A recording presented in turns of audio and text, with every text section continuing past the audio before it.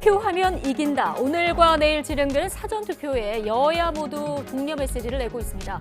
주요 후보들도 첫날 투표를 마쳤는데 투표율, 특히 어느 연령대가 투표장으로 많이 나오느냐도 승패의 관건이 되겠죠. 현재 투표율 그리고 투표소 표정, 공표 금지 전 여론 흐름까지 집중 전해드리겠습니다. 적전지 판세를 분석해드리는 YTN 기획 시리즈, 오늘은 충남으로 갑니다. 금요일 더 뉴스, 오늘의 주요 뉴스부터 전해드립니다.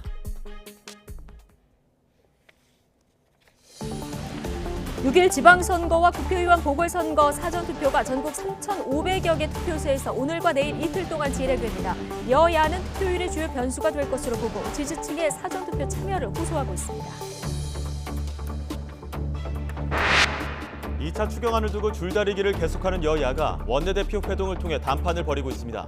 합의안이 나올 경우 오늘 저녁 본회의를 열고 처리할 가능성도 제기됩니다.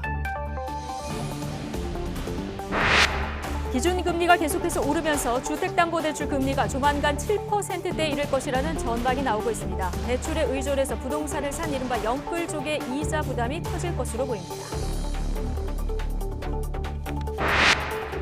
강원도 홍천의 돼지 농가에서 올해 첫 아프리카 돼지열병이 발생해 이동 중지 명령이 내려지고 긴급 매몰 처분이 시작됐습니다. 가뜩이나 가파르게 오르고 있는 돼지고기 가격이 더 오를 것이라는 우려가 나오고 있습니다. 미국 주도로 마련된 대북 추가 제재안이 유엔 안보리 표결에서 부결됐습니다. 안보리 상임이사국인 중국과 러시아가 거부권을 행사했는데 우리 정부는 깊은 유감을 표명했습니다.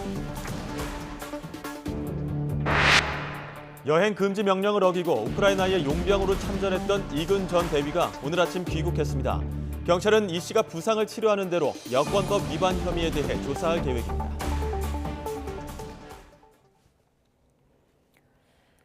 네, 오늘 제8회 전국 동시지방선거 사전투표가 진행되고 있습니다. 신분증만 있으면 주소지와 상관없이 전국 어디에서나 투표할 수 있습니다. 다만 코로나19 확진자의 경우 내일 오후 6시 반 이후 투표가 가능합니다.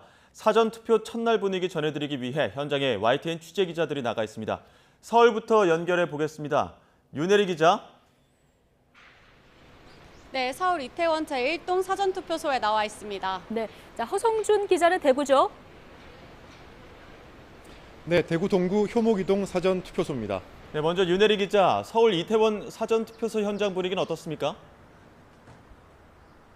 네, 우리 동네 일꾼을 뽑는 소중한 한 표를 행사하기 위한 시민들의 발걸음이 계속해서 이어지고 있습니다. 1시간 전쯤에는 윤석열 대통령도 대통령 집무실과 가까운 이곳 투표소를 김건희 여사와 함께 찾아 투표를 마친 뒤 떠났습니다. 오후 1시 기준 전국 사전투표율은 5.3%로 지난 지방선거 때보다 0.8%포인트 높지만 지난 3월 대선보다는 3.4%포인트 낮습니다. 서울은 5.1%, 경기와 인천은 각각 4.6%, 5%입니다.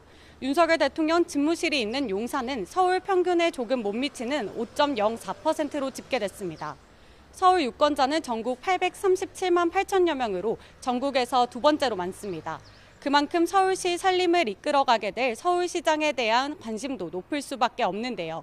서울시장 4선에 도전하는 오세훈 후보를 상대로 인천시장 출신의 국회의원 5선을 지낸 홍영길 후보가 막판 열세를 극복할 수 있을지 관심이 모입니다.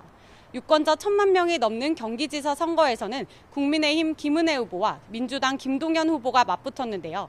경기도는 워낙 표밭이 넓고 특정한 정파적 성향이 약해 승패를 알기 어려워 도민들이 이번에는 누구의 손을 들어줄지 관심이 쏠립니다. 또 대선 이후 3개월 만에 치러지는 지방선거인 만큼 안정적인 국정 운영 뒷받침을 위해 여당의 힘을 실어줄지, 정부 견제를 위해 야당의 표를 몰아줄지도 주목해 볼 만합니다. 과거 지방선거를 돌이켜보면 대선이나 총선보다 투표율이 높았던 적은 거의 없었는데요. 이번에도 대선보다는 사전투표율이 저조하지만 지난 지방선거 때보다는 관심이 높아 첫날 누적 사전투표율 8.8%를 이번에 뛰어넘을 것으로 예상됩니다. 코로나19 확진자의 경우 오늘은 사전투표를 할 수 없고 내일 오후 6시 반부터 저녁 8시까지 일반 유권자와 같은 방법으로 투표할 수 있습니다. 대신 대상 확인을 위해 투표 안내 문자와 이름이 적힌 PCR 또는 신속항원검사 양성 통지 문자를 투표 전에 보여줘야 합니다. 네, 자 이번에는 전통적인 국민의힘 강세 지역이죠. 대구 지역 상황 알아보겠습니다. 자, 허성준 기자, 대구의 투표 상황은 어떻습니까? 네, 조금 전까지 점심시간을 이용해 사전투표에 참여하려는 유권자들의 발걸음이 계속 이어졌습니다. 지금은 다소 한산한 분위기인데요.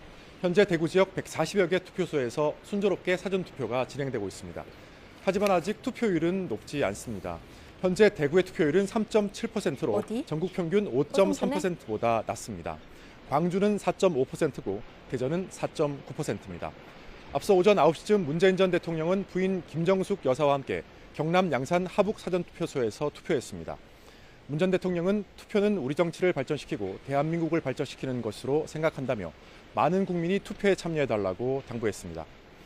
제가 나와 있는 이곳 대구 경북은 전통적으로 국민의힘 지지층이 많은 곳입니다. 지난 대선에서 패배한 더불어민주당 등 야당이 인재 확보에 실패하면서 국민의힘 후보의 당선 가능성이 더욱 커졌습니다. 실제로 국민의힘 홍준표 대구시장 후보와 이철우 경상북도지사 후보가 각종 여론조사에서 상대 후보를 큰 폭으로 앞선 것으로 나타났습니다.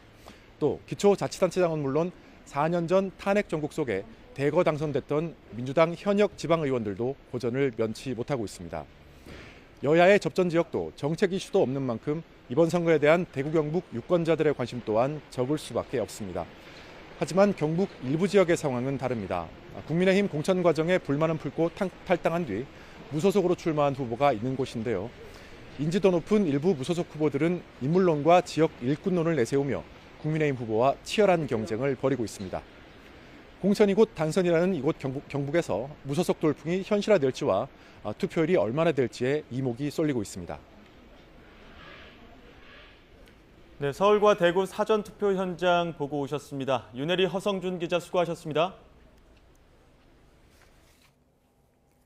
네, 전해드린 것처럼 윤석열 대통령도 6일 지방선거 사전투표 첫날인 오늘 투표를 했는데요. 용산 집무실 근처에서 사전투표를 마쳤습니다. 부인 김건희 여사도 함께했는데 현장 모습 보시겠습니다. 네, 오늘 사전투표 첫날인데요. 윤석열 대통령 그리고 김건희 여사 두 분이 사전투표에 나서는 모습 볼 수 있습니다. 용산 대통령실 부근 이태원 주민센터에서 투표를 하고 있고요.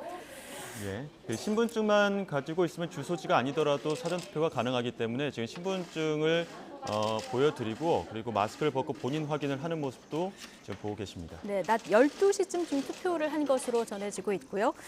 자, 오늘 여야 모두 사전투표를 독려하는 이런 상황이라서요. 주요 후보 또 전현직 대통령들도 투표에 나서는 이런 모습 확인할 수 있습니다. 윤석열 대통령 조금 전인 12시쯤에 용산 대통령실 부근 이태원 주민센터에서 투표하는 모습 잠시 보셨습니다.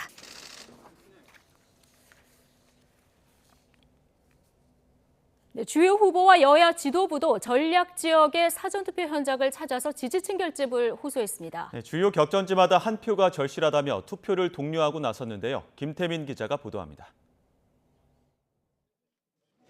사전투표 개시로 사실상 6일 지방선거에 막이 올랐습니다.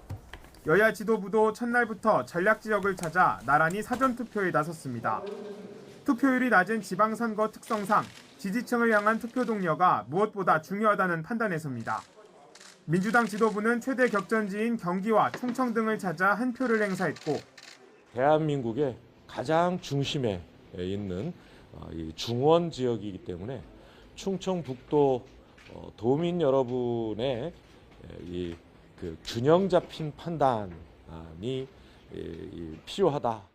국민의힘 지도부는 역시 승부처 가운데 한 곳인 강원도 원주에서 사전투표를 마치고 투표 참여를 독려했습니다. 사전투표일에 투표하는 것이 더욱더 중요합니다. 우리 국민의힘 지지자 여러분들께서는 본투표 이전에 사전투표를 활용해 주시기 부탁드리겠습니다. 주요 지역 후보들도 선거운동 전 이른 아침부터 사전투표소를 찾아 각오를 새로 다졌습니다. 여러 가지 민심은 여론조사에 표현되지 않는 게 많다고 봅니다. 새로운 변화를 선택해 주실 것을 호소드리겠습니다. 많은 준비를 마쳤는데요. 이 변화의 엔진이 꺼지지 않도록 사전투표에 꼭 참여하셔서 열심히 일할 수 있는 기회를 주십시오. 최대 승부처인 경기지사 후보들은 초박빙 판세 속 한 표 한 표가 절실하다며 투표를 당부했습니다. 선거에서 이기겠다는 아주 투지를 불사르고 있습니다. 지금 여러 가지 판세는 박빙이라고 합니다. 아주 작은 표 차이로 승부가 날 수 있다고 생각을 합니다. 100표, 200표로도 갈라질 수 있는 승부라고 생각을 합니다. 그래서 1분 1초라도 허투루 쓸 수 없었고 한 분 한 분 만날 때마다 절박하지 않을 수 없었거든요. 사전투표 시작으로 선거운동 열기가 최고조로 달아오른 가운데 힘 있는 여당과 정권 견제를 각각 내세운 여야도 막판 총력전에 돌입했습니다. YTN 김태민입니다. 지방선거를 닷새 앞두고 여야 후보들은 지역 곳곳을 돌며 총력 유세전을 펼치고 있습니다. 국회에선 추가 경정 예산안 처리를 둘러싼 여야의 기싸움이 이어지고 있는데요. 취재기자 연결해 자세히 알아보겠습니다. 이경국 기자. 네, 국회입니다. 네, 이제 본투표일까지 5일밖에 남지 않았는데요. 후보들 오늘도 총력전을 이어가고 있다고요? 네, 그렇습니다. 먼저 송영길 민주당 서울시장 후보는 오늘 영등포와 동작 그리고 도봉구 등을 돌면서 늦은 밤까지 서울 전역에서 전방위 유세를 펼친다는 계획입니다.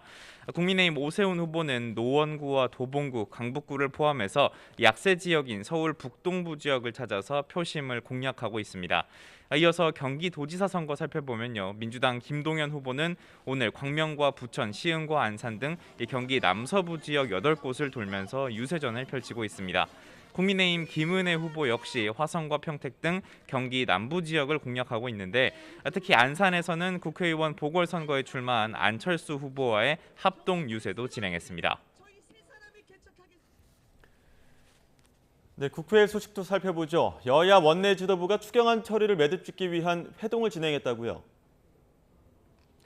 네, 그렇습니다. 여야는 손실보상 소급 적용 문제 등을 두고 이 추경과 관련한 이견을 좁히지 못하고 있습니다.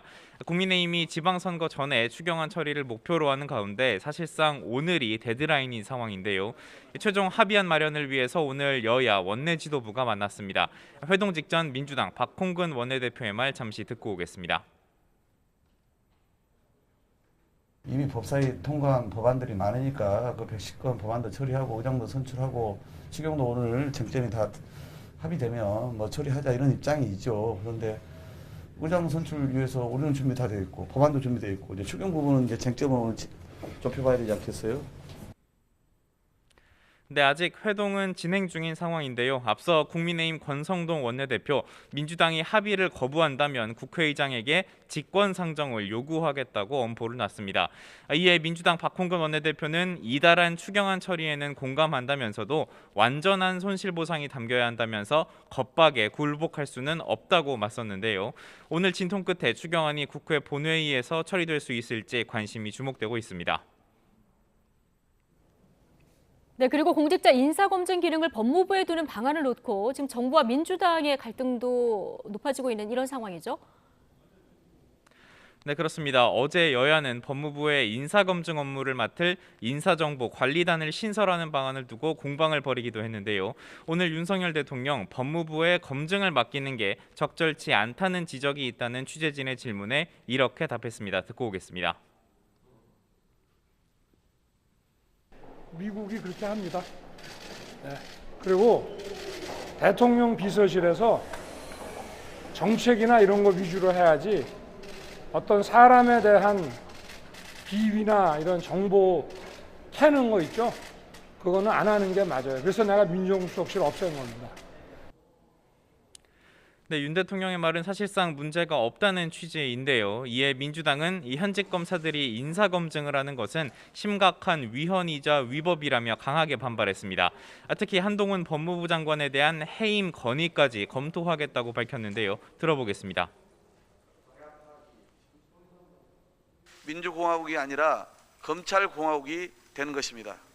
이 문제를 바로잡지 않고 계속 강행한다면 장관에 대한 그런 해임 건의안도 저희로서는 적극 검토할 수밖에 없다.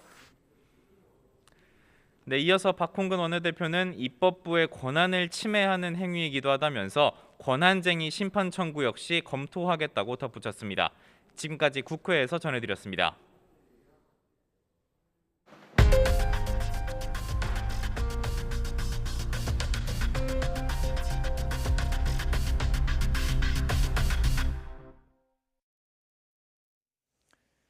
어제 대법원이 나이만 기준으로 한 임금 피크제는 무효라는 첫 판결을 내놨죠. 무효 여부를 따질 때는 불이익의 정도, 업무 감축 여부 등을 종합적으로 고려해야 한다는 기준도 제시했습니다. 관련 소송이 줄을 이을 것으로 예상되는 가운데 앞서 KT 전현직 직원들이 대규모로 제기한 관련 소송의 결과에도 관심이 집중되고 있습니다. 취재기자 연결합니다. 우철희 기자. 네, 사회일보입니다. 네, 어제 대법원 판결로 임금 피크제 관련 소송이 이어질 것으로 보이는데 KT 전현직 직원들은 이미 관련 소송을 제기한 상태라고요. 네, 그렇습니다. KT 전현직 직원들은 지난 2019년과 이듬해 회사를 상대로 임금 피크제가 무효라면서 제도 시행으로 인해 깎인 돈을 달라는 소송을 냈습니다. 소송에 참여한 KT 전현직 직원만 1,300여 명, 청구 금액도 한 사람당 수천만 원에 이르는 대규모 소송입니다. 서울중앙지방법원에서 재판이 진행되고 있습니다. 앞서 KT는 지난 2015년 3월 노사 합의로 임금 피크제를 시행했습니다. 만 56세부터 매년 10%씩 임금을 깎는 내용이 핵심입니다. 이에 KT 전현직 직원들은 노조 조합원 총회 없이 밀실에서 임금 피크제 합의가 체결됐고 영문도 모른 채 10%에서 40%까지 임금이 강제로 삭감됐다는 입장입니다. 하지만 회사 측은 관행에 따라 체결된 유효한 합의이자 인건비를 줄이기 위한 방안이 반드시 필요했다면서 임금 피크제 도입과 정년 연장으로 오히려 노동자들이 혜택을 받았다고 반박했습니다. 다음 달 16일에 1심 선고가 나옵니다. 애초 어제로 선고 기일이 잡혔다가 연기가 된 건데요.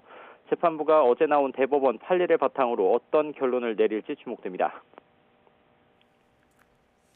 네, 어제 대법원이 임금 피크제 무효 여부를 가리기 위한 기준도 제시했는데 이번 KT 사례에도 적용해 볼 수 있는 겁니까? 네, 가능합니다. 어제 대법원 판결의 쟁점은 노사 합의로 임금 피크제를 시행했어도 합리적 이유 없이 나이만을 이유로 임금을 차별해서는 안 된다는 현행법을 위반해 무효가 되는지였습니다. 대법원은 연령 차별 금지 규정이 권고 규정이 아니라 꼭 따라야 하는 강행 규정이라고 못 박으면서 합리적 이유 없는 나이만을 기준으로 한 임금 피크제는 무효라고 판단했습니다. 또 무효 여부를 가리는 기준도 제시했는데요. 임금 피크 제도의 정당성과 노동자들의 불이익 정도 그리고 업무량 감소 등의 대상 조치 여부 등을 종합적으로 고려해야 한다는 겁니다. KT 역시 어제 대법원 판결 대상인 한국전자기술연구원과 마찬가지로 정년 보장과 경영 부담 완화를 목적으로 임금 피크제를 도입했습니다. 또 업무량 감소나 내용의 변화 없이 나이만을 기준으로 만 56세부터 10%씩 임금을 깎고 있습니다. 대법원은 어제 판결로 인건비 부담 완화 등 경영 재고를 목적으로 일정 나이 이후에 대해서만 임금을 삭감한 조치는 정당성을 인정하기 어렵다고 분명히 했습니다. 또 노동자가 임금이 일시에 대폭 하락하는 불이익을 입었음에도 업무량 감축과 같은 적정한 대상 조치가 강구되지 않았다는 점에서 나이 차별에 합리적인 이유가 없다고도 판시했습니다. 이런 점들은 KT 전현직 노동자들에게도 유리한 점이긴 합니다. 네, 그렇다면 변수는 없는 겁니까? 있습니다. 어제 대법원 판결 대상인 전자기술연구원은 임금 피크제 도입에 따른 업무량 감축 등의 후속 조치가 없었는데요. 하지만 KT 임금 피크제 노사 합의에는 고려할 만한 조치들이 눈에 띕니다. 먼저 임금 피크제 적용 노동자에 한해 정년퇴직 이후에도 이른바 시니어 컨설턴트로 다시 고용할 수 있다는 조항이 담겨 있습니다. 또 임금 피크제 시행에 따른 사기 진작 등을 위해 회사 이익 배분 기준을 낮춰서 노동자들에게 이익이 돌아갈 기회가 기존보다 더 열리거나 직원 지원금 등이 도입되기도 했습니다. 이런 점들이 어제 대법원 판결에서는 다뤄지지 않았던 부분이라서 KT 전현직 직원들의 재판에서는 어떻게 작용될지가 주목됩니다. 또 KT 노동자들은 임금 피크제 합의 과정에서 노조 조합원 총회를 거치지 않아 절차적 하자가 있다고 주장하고 있지만 회사 측은 문제가 없다고 맞선 만큼 이 부분도 역시 따져봐야 하는 상황입니다. 지금까지 사회일보에서 YTN 우철입니다.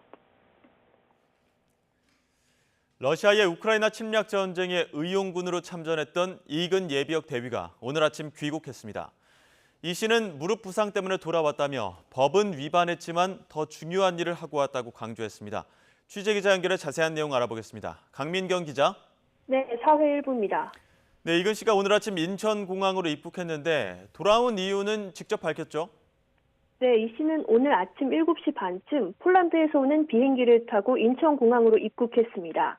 이 씨는 전쟁터에서 양쪽 무릎이 다쳐서 치료와 재활을 위해 귀국을 결정했다고 밝혔는데요. 이 씨의 발언 직접 들어보시겠습니다.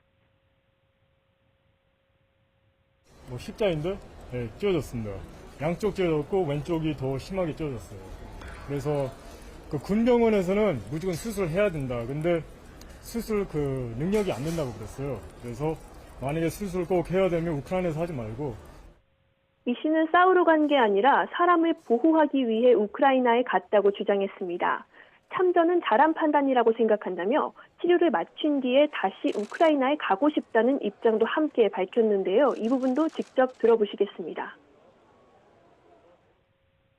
더 열심히 싸워야 되고 앞으로도 계속 전투를 해야 된다 이런 느낌이 들었기 때문에 우크라이나에 돌아가고 싶습니다.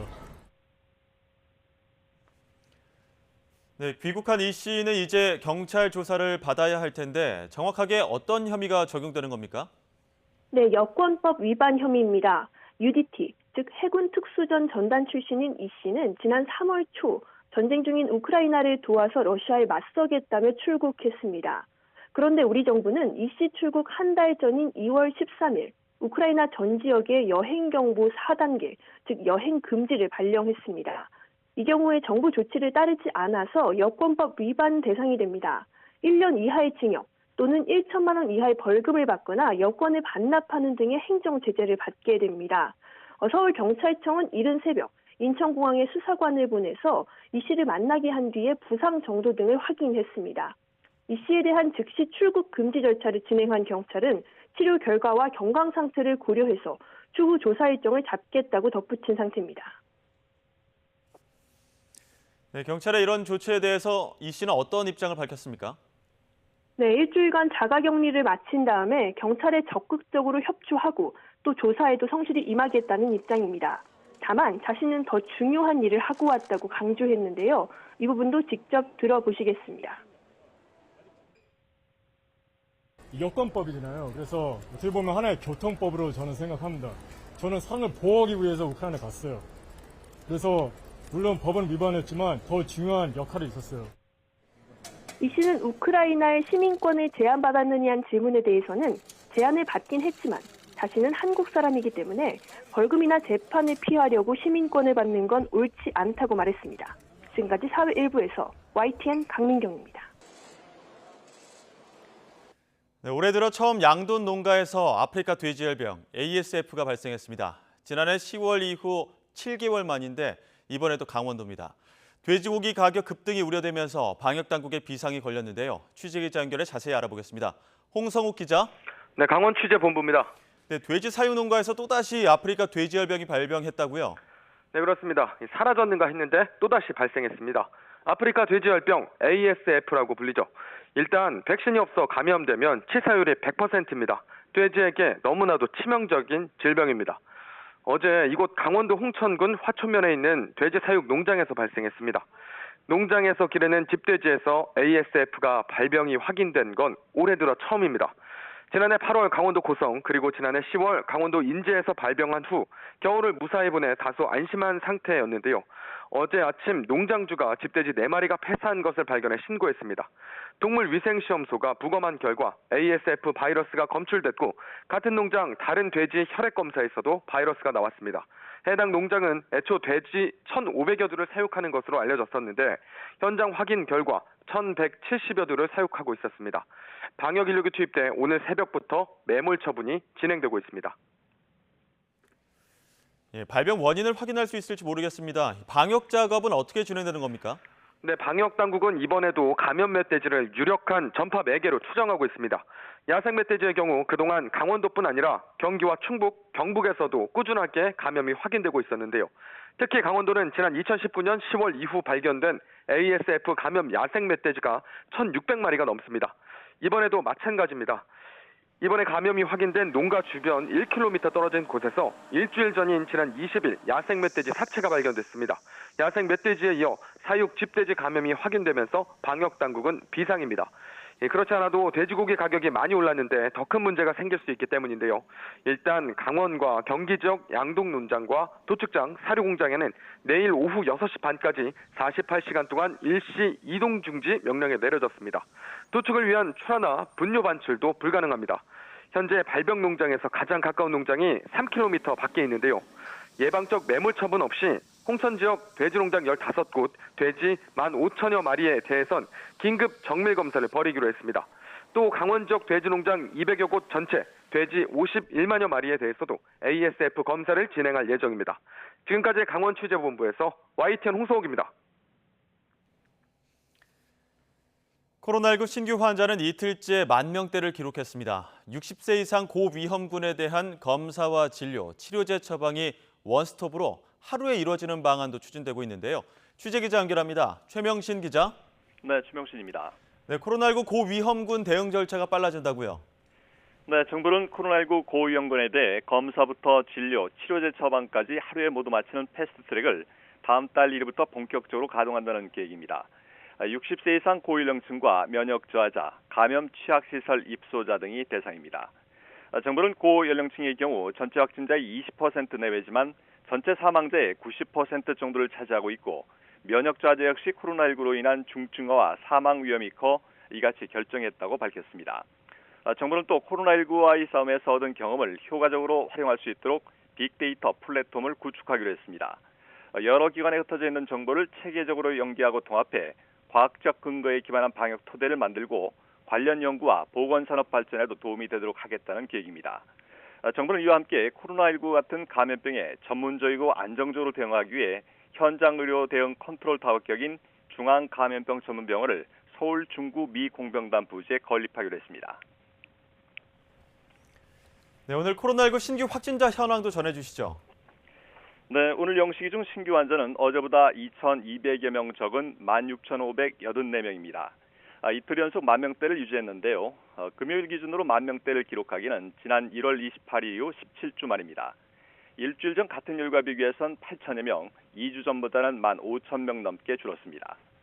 환자 감소 추세가 이어지면서 위중증 환자와 사망자 숫자도 안정적인 상황입니다. 위중증 환자는 전날보다 36명 줄어든 207명으로 9일 연속 200명대를 기록했습니다. 하루 새 숨진 환자는 40명으로 4주째 두 자릿수를 이어가고 있습니다. 누적 사망자는 24,103명으로 치명률 0.13%를 유지하고 있습니다. 지금까지 사회부에서 YTN 최명신입니다.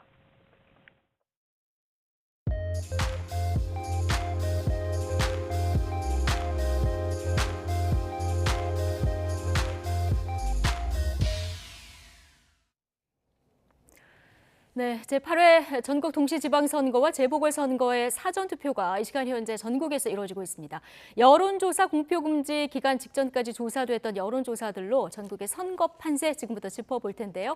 배철호 리얼미터 수석 전문위원 모셨습니다. 어서 오십시오. 네, 안녕하세요. 예, 지금 1시 투표율로만 보면은 지난 2018년 지방선거보다 조금 올라간 상황인데요. 2시 집계가 들어오는 대로 투표율은 조금 분석해 보도록 하고요.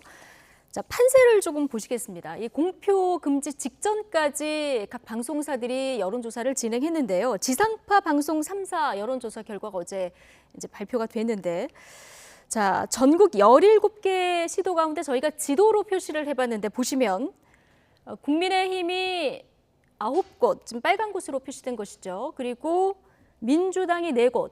호남과 제주에서 표시되고 있고요. 접전이 지금 4곳 이렇게 나타나고 있죠? 네, 그렇습니다. 이게 좀 지난 3구 대선 결과를 봤을 때 광역 단위 득표를 보자면은 네. 이재명 후보가 그나마 윤석열 후보보다 많이 나온 지역이 이 나왔던 호남 3곳, 제주, 그리고 나서 경기, 인천, 세종이었거든요. 이제 그 지역이 이제 그나마 좀 접전, 아직도 그 여전히 좀 남아있다. 국민의힘이 아직까지는 압도하지 못하고 있다. 네. 그것이 이제 확실 지역, 민주당 입장에서 확실 지역 4곳, 이제 플러스 알파가 이제 좀 나올 수 있는 지역이 이제 그나마 지난 대선에서 좀 이겼던 지역. 네. 그렇게 좀 정리할 수 있겠습니다. 그렇군요. 경기, 인천, 대전, 세종 이렇게 4곳이 지금 경합을 보이고 있는 여론 흐름상은 그런데요. 실제 이제 어떻게 결과가 나타날까 굉장히 관심입니다. 그렇죠. 네. 네, 이 앞으로 어떤 부분을 좀 이 지역들 주목해서 봐야 될까요? 결국 이제 남은 변수가 좀 정리하자면 네. 투표율인데요. 결국 이제 지방선거 같은 경우는 총선과 대선보다 아무래도 관여도가 낮은 저관여 선거고 그렇기 때문에 투표율이 한 60선 내입니다. 그렇게 이제 여론조사에서 나타나는 거하고 결과가 왜 다르냐? 결국 이제 우리 흔히 말하는 판세조사와 예측조사라고 크게 이야기를 하는데 결국 그것을 가늠하는 것은 투표율이거든요. 또 지방선거 같은 경우는 투표율이 아까 말씀드렸던 대선이나 총선보다 낮기 때문에 아무래도 투표율 영향이 조금 더 민감하게 작동하는 선거다. 그래서 이제 남은 이제 몇 가지 이슈들 그리고 이제 뭐 새 정부 이제 출범 효과가 또 어떻게 이제 겨우 정리하고 이제 좀 자리 잡아가는데 그걸 어떻게 할지 또 민주당에 있던 내홍 이제 이런 문제들 이제 그런 것들이 이제 남은 이슈 그렇게 좀 보여집니다.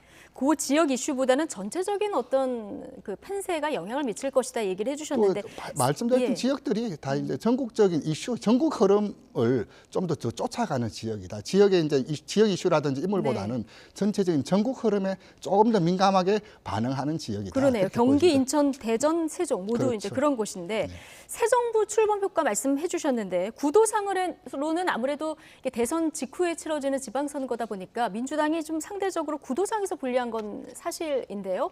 현재 윤석열 정부 국정수행 평가 그리고 이번 지방선거를 국민들이 어떻게 보시나 이런 여론조사 흐름은 어떻습니까? 네, 그렇습니다. 이제 보통은 이제 새 정부 출범 기대감 역대 정권 보면은 잘할 것이라는 기대감이 70에서 80%에서 출발하고 첫 출발선이 이제 적어도 60 이상은 출발했는데 윤석열 이제 정부 이제 출범한 지 2주 됐는데 이제 긍정적인 평가가 52, 뭐 50% 초반대에 대부분 걸쳐 있는데 뭐 윤석열 정부 입장에서는 좀 아직 맞득찮은 수치지만은 그나마 지금까지 이제 하방 압력으로 작용했었던 집무실 이슈라든지 인사 문제는 좀 상당히 좀 해소되고 있는 것으로 나타나서 이제부터 좀 지지율이 이제 좀 올라갈 수 있는 그런 모멘텀들이 많이 있어요. 이를테면 청와대 개방도 있었고 지난주 이제 한미 정상회담 이제 이러저런 요인들 특히 이제 인사 문제도 좀 어느 정도 좀 소통하는 이제 단순히 여성 장관을 기용했다가 아니라 지적을 겸하게 받아들인다는 소통의 이미지까지 좀 더해지면서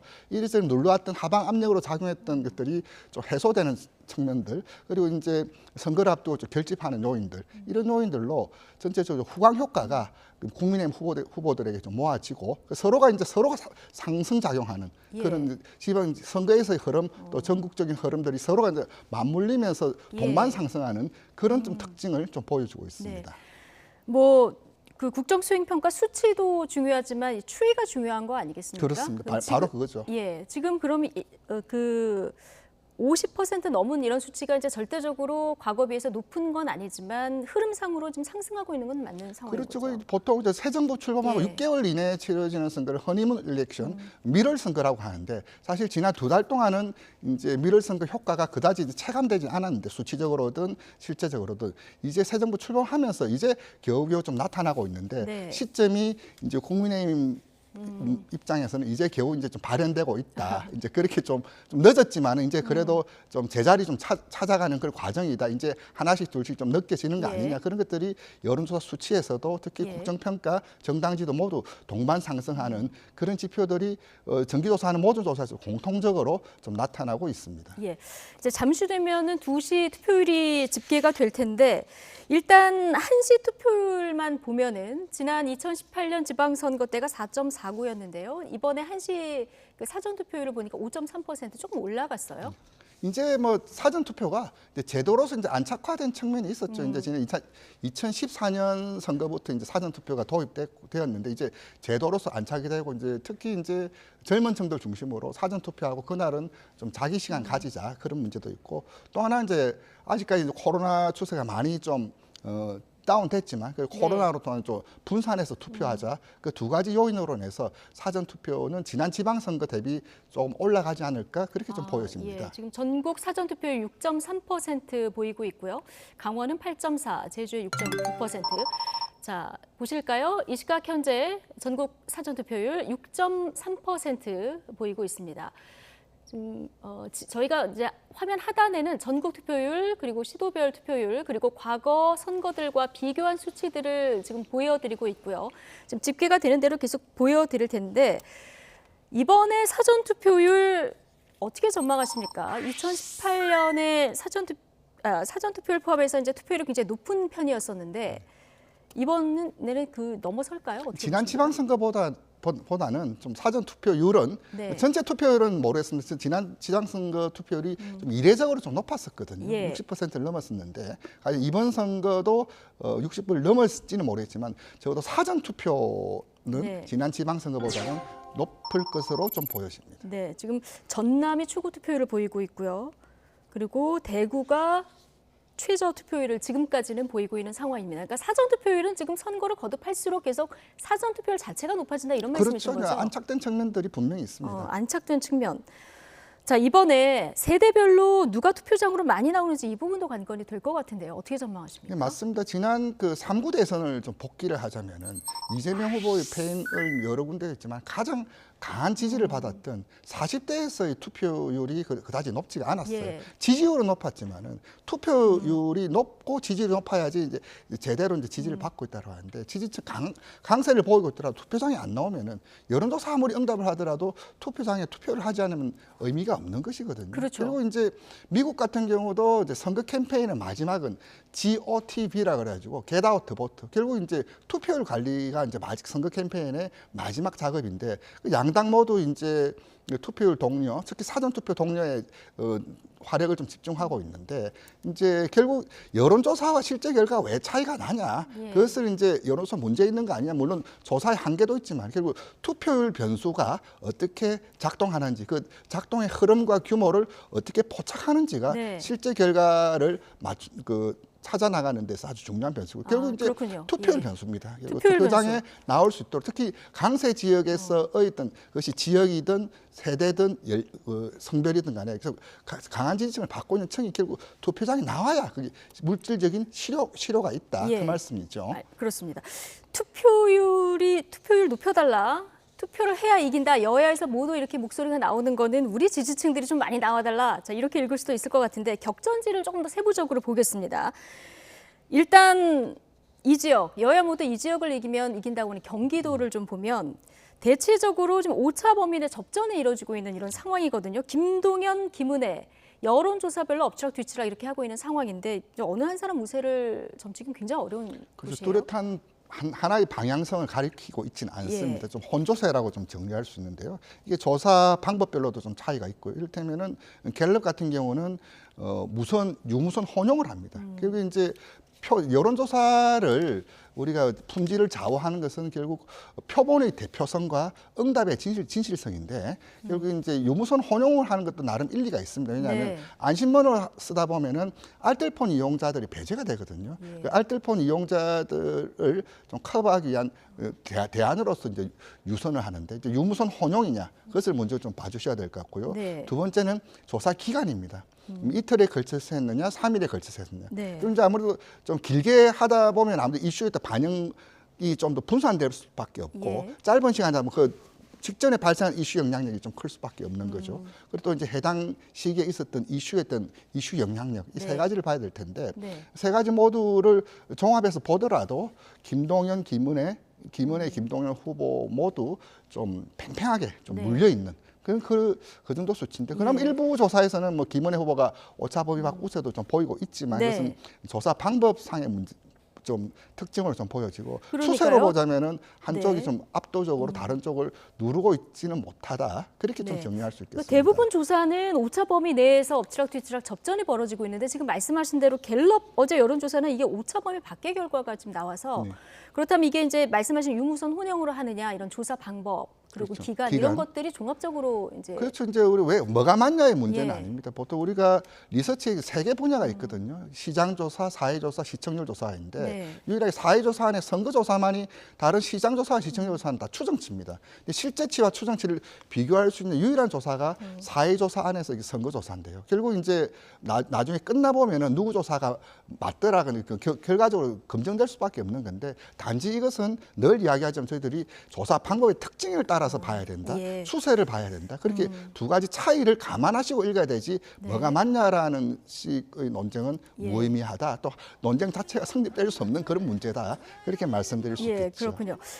무소속의 강용숙 후보가 어제 완주를 선언했거든요. 이게 단일화 변수가 마지막까지 변수가 될 것이다 했는데 자 단일화 무산됐습니다. 선거에는 어떤 영향이 있을까요? 그 김은혜 후보 입장에서는 굉장히 곤혹스러울 것입니다. 그런데 예. 이제 강용석 변수는 좀 일찍이 좀 통제를 했어야 네. 되는데 사실 타이밍 김은혜 후보 국민의 입장에서는 좀 실기한 측면도 있어요. 좀 지금 시간이 지날수록 그 강용석 후보를 안고 가는 것과 네. 떼고 가는 거 뭐가 유불리하냐 그 사실 따질 수 없는 상황까지 와버렸어요. 또 이제 그 강용석 후보가 지난 복당 과정에서의 그 문제, 또 윤 대통령과의 통화 내역 공개 등을 통해서 그 자기 출마가 좀 예. 순수하지 못하다라는 그것이 이제 국민의힘 지지층, 보수층 그것을 바라보는 중도층에도 좀 영향이 있어서 사실 안고 간다고 해서 큰 덕이 있느냐. 지금 그 지경까지 온 건 아니냐 보이는데 에도 불구하고 강용석 후보가 3에서 5% 더 나오는 것은 7%까지도 나온 조사인데 그 정도 수준이 사실 승부를 결정하고도 남을 수준이기 때문에 이 강용석 변수를 마지막 어떻게 통제하느냐 그 지지층을 국민의힘 김은혜 후보에게 얼만큼 당겨올 수 있느냐 이것이 또 마지막 경기지사 선거를 보는 관전 포인트다 그렇게 말씀드릴 수 있겠죠. 보수에서 강용석 후보 지지표가 실제 강용석 후보로 다 가느냐 이것도 이제 지켜봐야 될 대목인데 지방선거라 여론조사 표본이 굉장히 작더라고요. 편차가 크다고는 하지만 뭐 인구 3억인 미국에서도 여론조사 표본수를 보면 1,000명 정도 된다고 하더라고요. 이게 다 이제 보정이 가능한 겁니까? 이를테면 그 전국 조사에서는 선관위에서 1,000명 단위를 할 것을 권고하고 있고 광역 단체장 같은 경우는 최소 표본은 800 이상이 돼야 된다라고 이렇게 규정하고 있습니다. 근데 아까 말씀드렸듯이 여론조사는 표본 사이즈가 크면 아무래도 좀 오차 범위가 좀 줄어들고 데이터 안정성이 있겠지만 그래도 1,000명 정도면은 그래도 전국의 표심을 어느 정도 읽을 수 있다. 미국 같은 경우도 마찬가지예요. 문제는 1,000명이냐 1,500, 2,000이냐가 아니라 얼마큼 표본이 대표성에 좀 방점을 좀 봐야 될 것 같아요. 결국 이제 표본이 이제 성별, 연령별, 지역별 대표성이 있느냐인데 결국 이제 선관위에서도 이제 성연령 지역에 맞춰서 최소 표본은 이 정도 채워야 된다. 최소 70%는 채워야 된다. 좀 규정하고 있고요. 간혹 이제 이런 분들이 지난 대선 결과만큼 표본이 구성되지 않는 그것까지는 맞출 수는 없는 일이다. 알겠습니다. 성연령 지역에 따른 대표성이 중요하다. 그렇게 말씀드릴 수 있겠죠. 보궐선거도 조금 보실 텐데 역시 대선 후보였던 이재명 후보가 등판한 인천 계양을이 가장 관심 지역 아니겠습니까? 어제 나온 지상파 3사 여론조사 그리고 중앙일보가 의뢰한 한국갤럽 여론조사를 봐도 이재명 후보, 윤영선 후보 역시 이제 오차 범위 안에서 접전을 벌이고 있는 이런 상황이거든요. 예상외 접전이에요. 맞습니다. 사실 이재명 후보로 호출했던 이유, 민주당에서 근거가 뭐냐면은 일단 원내로 좀 들어가서 원내 교두보로 해서 원내 좀 지역을 입지를 좀 다지자는 것도 있었지만 당장 좁게는 인천 그리고 수도권 선거, 전국 선거를 좀 이재명 후보가 좀 바람몰이하면서 좀 백업 지원을 해줄 수 그것을 기대했었는데 지금 그 지원 커녕 지금 인천에서도 이렇게 좀 팽팽하게 좀 붙어 있는 것으로 나타나서 이재명 후보도 좀 적잖이 좀 곤혹스러운 수준. 사실 이 정도면 좀 넉넉히 이겨야지 그래도 이재명의 존재감 그리고 중량감이 좀 입증이 될 텐데 이 정도 팽팽하게 나오는 것에 대해서는 이재명 캠프는 물론이거니와 민주당에서도 좀 적잖이 좀 곤혹스러워할 수준의 수치 아니냐. 좀 그렇게 좀 보여집니다. 이게 이제 전체 판세에도 어느 정도 영향이 있기 때문에 더 주목이 되는데 결과적으로 윤영선 후보를 공천한 국민의힘 전략이 좀 주요했다 이렇게 볼 수 있을까요? 그렇게 좀 보여집니다. 그리고 큰 인물 대 큰 인물로 맞붙는 것보다는 큰 인물보다는 오히려 그 지역에서 일했던 후보로 오히려 분명한 차별점을 좀 보여줬던 점이 오히려 더 묘수 아니냐 그렇게 좀 보여집니다. 네. 자, 막판 변수 중에서 하나만 더 짚어볼 텐데 어제 대통령이 장차관급 인사로 여성 3명을 지명하지 않았습니까?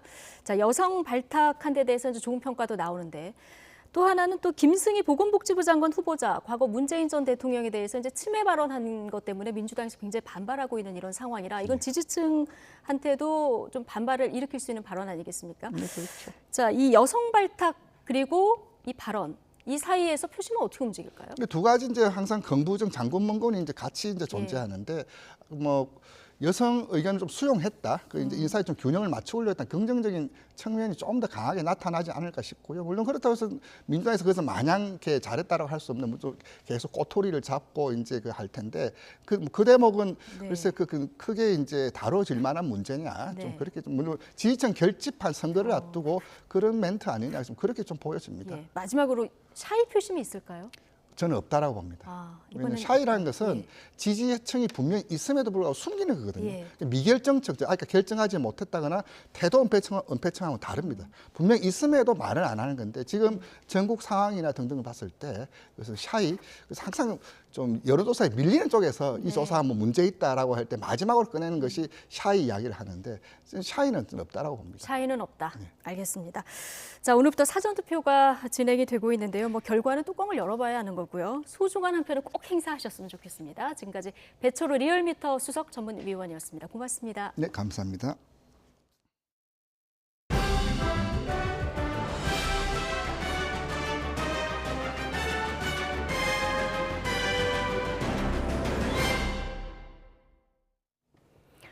6일 지방선거 격전지 후보별 공약과 판세를 점검하는 기획 시리즈 마지막 순서로 충청남도로 가보겠습니다.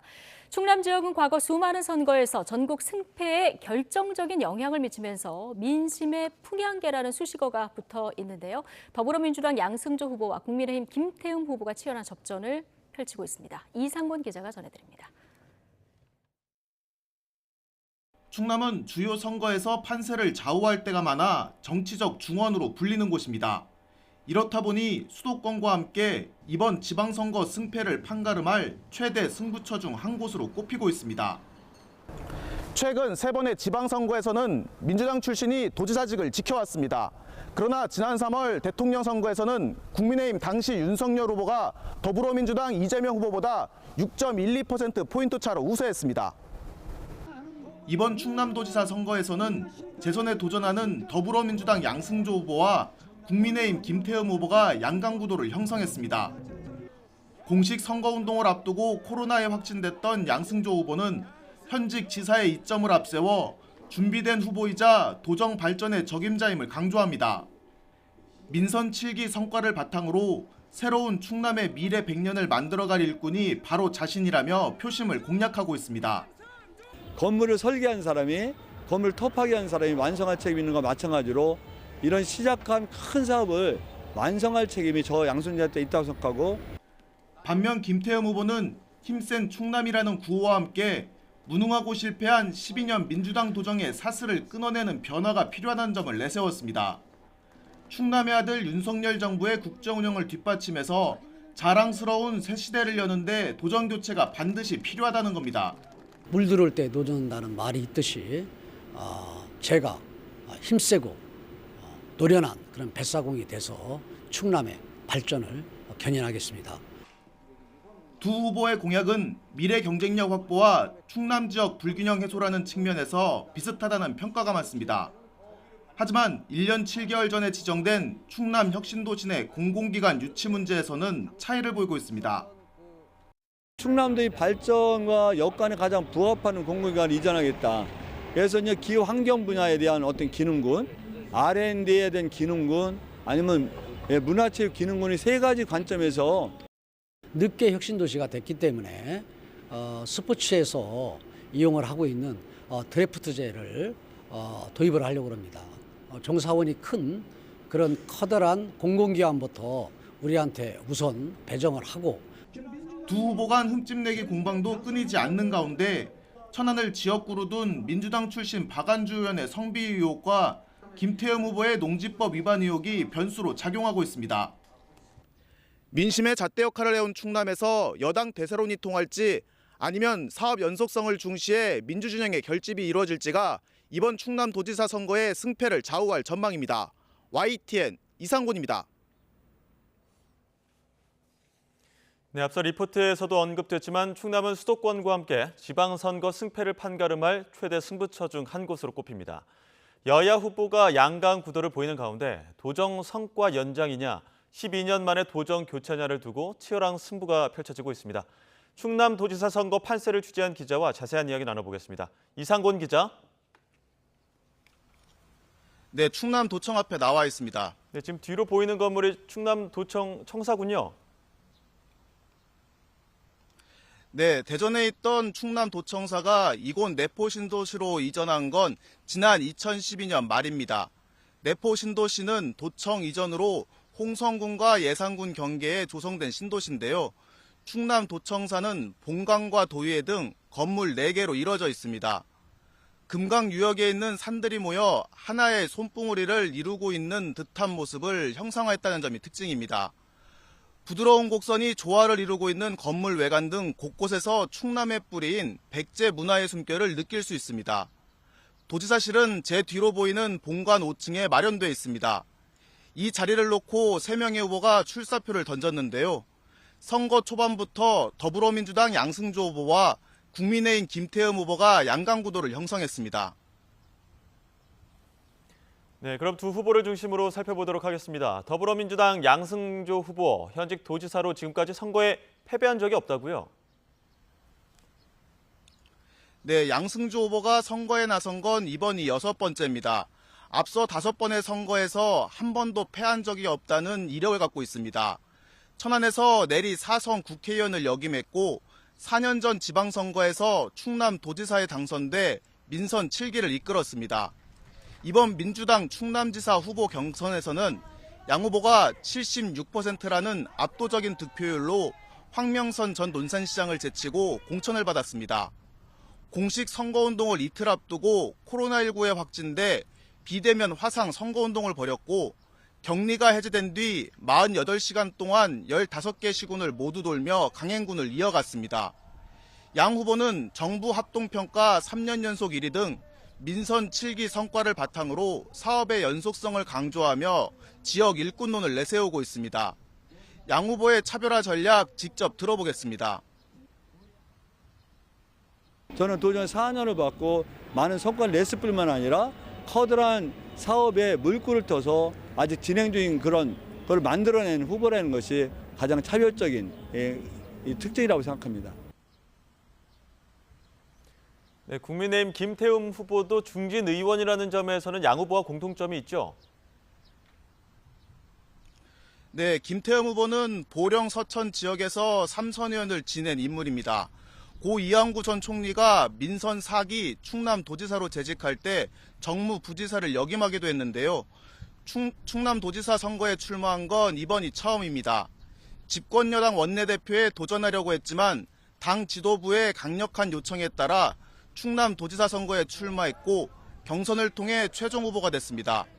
공식 선거운동 첫날 자정부터 이준석 당대표가 천안 지원 유세에 나서는 등 중앙당 차원에서도 강력한 지원을 하고 있습니다. 김 후보는 도정 교체의 필요성을 강조하면서 충남의 아들 윤석열 정부의 힘으로 충남을 발전시키겠다는 점을 부각하고 있습니다. 김 후보의 차별화 전략도 들어보겠습니다. 강력한 추진력을 갖고 결과물을 만들어낼 수 있는 그러한 리더십이 필요하다고 봅니다. 저는 도지사가 된다면 우리 충남의 이익이라면 또 도민들이 원하는 일이라면 무엇이든지 가져오겠습니다. 네, 두 후보 공약 대결은 어떻게 펼쳐지고 있습니까? 네, 두 후보 모두 지역과 권역별 실정에 맞는 맞춤 공약을 내걸었습니다. 미래 경쟁력 확보와 지역 간 불균형 해소에 초점이 맞춰져 있는데요. 수도권 광역 급행철도를 천안과 아산까지 연장하겠다는 등 서북부 지역 개발 공약을 두 후보 모두 강조했습니다. 천안과 충남 미래성장 동력 창출하는 우리가 천안 사이언스 밸리를 만들려는 게 커다란 공약이고 천안 아산역 KTX 역사를 부근에서 R&D 집적지구를 만들어서 말씀 미래 100년을 먹고 사는 미래성장 동력을 창출하는 것이 가장 커다란 공약 중에 하나입니다. 천안 아산을 저는 대한민국의 디지털 수도로 만들려고 합니다. 삼성 디스플레이라든가 현대 자동차라든가 지금 대기업들이 우리 천안과 아산에 지금 입주하고 있는데 이런 부분을 더 살려서 공약 내용은 상당 부분이 겹쳤지만 일부 공약은 시각 차이를 분명히 하고 있는데요. 혁신도시로 지정된 내포신도시 내 공공기관 유치를 두고 두 후보는 다른 발전 방향을 제시했습니다.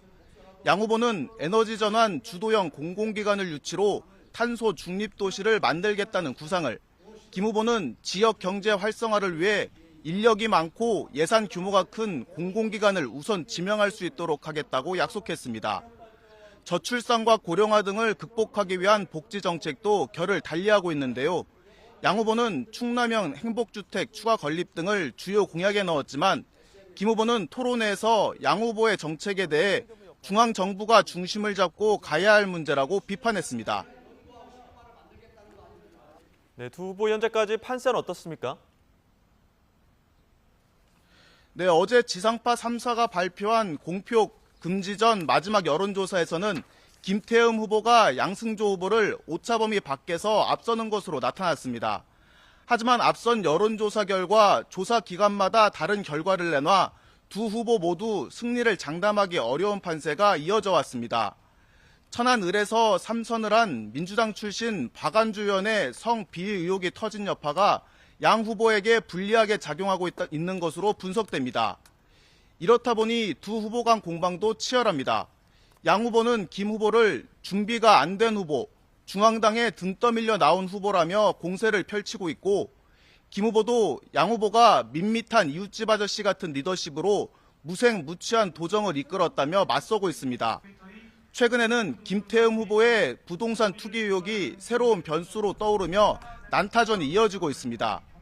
민주당이 김 후보 소유의 보령 땅에 대해 농지법 위반과 함께 이른바 다운계약 의혹이 있다며 경찰에 고발한 겁니다. 김 후보는 문제가 없다는 조사 결과가 있는데도 이전에 제기한 문제를 재탕하는 수준이라고 반박했습니다. 전용을 하지 않고 어떤 정원을 한다는 것은 명백한 농지법 위반 아니겠습니까? 더구나 부지사 되고 나서 이루어진 일이고, 지금까지 어떤 공직자의 상태에서 이 문제가 개선되지 않았다면 도정을 맡기에는 굉장히 문제가 있다라는 생각이 듭니다. 또 저희 집에 붙어 있는 그런 밭들이고 아무 문제도 없는 것을 저렇게 흑색선전을 하는 그런 부분은 선거에 도움도 안 될 뿐만 아니라 바람직스럽지 못한 일이다. 네, 오늘부터 사전투표가 진행되고 있는데 앞으로 남은 기간 관전 포인트도 짚어주시죠. 네, 충남은 도지사 선거에서 이른바 현직 프리미엄이 강했습니다. 지금까지 충남 도지사 선거에서 재선에 도전한 후보가 실패한 적이 없기 때문인데요. 민선 1기에서 3기까지 심대평 전 지사가 3선을 했고, 안희정 전 지사도 민선 5기에 이어 재선에 성공했습니다. 그럼 여기서 과거 선거에서 충남 유권자들의 표심은 어땠는지 살펴보겠습니다. 최근 3번의 지방선거에서는 민주당 출신이 충남 도지사 자리를 지켜왔는데요. 그러나 지난 대통령 선거에서 민심이 국민의힘 쪽으로 기울었습니다. 특히 충남 인구의 절반 가까이가 몰려있는 천안과 아산의 표심이 이번 선거의 승패를 좌우할 가능성이 커 선거적 막판 후보들의 집중 유세가 이어질 전망입니다. 네, 지금까지 이상곤 기자와 함께 충남도지사 선거 판세 알아봤습니다. 수고했습니다. 네, 고생하셨습니다.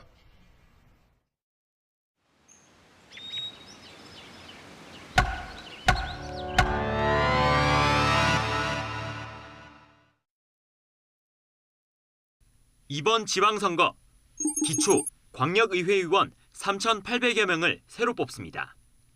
지방의원이 되기 위해 지금 선거운동에 한창인 후보는 7,000명에 가깝습니다. 그런데 이들의 전과 기록을 보면 너무 많이 눈에 띄어서 자격 요건이 아닌가 싶을 정도의 것이 있습니다. 바로 음주운전입니다. YTN이 집계해보니 지방의원 후보자의 15%, 947명이 음주운전 전과를 가지고 있습니다. 한 번이 아니라 2번, 3번, 상습 음주운전도 적지 않습니다. 이외에도 음주 측정 거부, 무면허 등 도로 위의 범법 행위가 상당수입니다. 거대 양당은 공천 기준의 음주운전을 부적격으로 못 받고 있습니다. 하지만 더불어민주당은 음주운전 전과자 319명을 지방의회 의원 후보로 공천했습니다. 국민의힘이라고 다르지 않아서 음주운전 전과자 380명을 공천했습니다. 정당 공천받아 출마한 음주운전 최다 전과자를 직접 만났습니다. 1999년부터 2016년까지 음주운전 4건, 음주 측정 거부 2건, 무면허 운전 4건. 제가 38살쯤 됐죠. 그때 이제 부도가 났어요. 80쯤 되는 것 같아요. 그래서 뭐 음주도 있고 그때는 사실 인생을 다 내려놓은 상태다 보니까. 지역에서 사업을 했던 그는 지난 7회 선거에서 군의원이 됐습니다. 그때는 무소속이었는데 이번에는 유력 정당의 후보입니다. 음주 절가 기록에 대해서 소명할 게 있냐고 물었기 때문에 있는 대로 얘기를 했어요. 얘기 주시더라고. 그래서 또 열심히 하고 있습니다. 이 전과가 2범, 3범으로 계속 이어지는 이런 사람들 같으면 정말 공직자의 자격이 아예 없다고 봐야 될 것입니다. 다른 사람들의 생명이나 신체 안전을 얼마나 중요하게 여기고 사회적으로 이루어져 있는 규범에 대한 합의들을 어떻게 나의 행동 규범으로 받아들이냐의 문제거든요.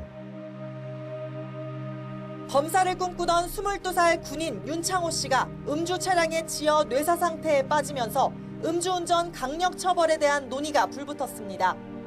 우리가 만장일치로 이번에 정기계에 입법을 하자라는데 이해 없으시죠?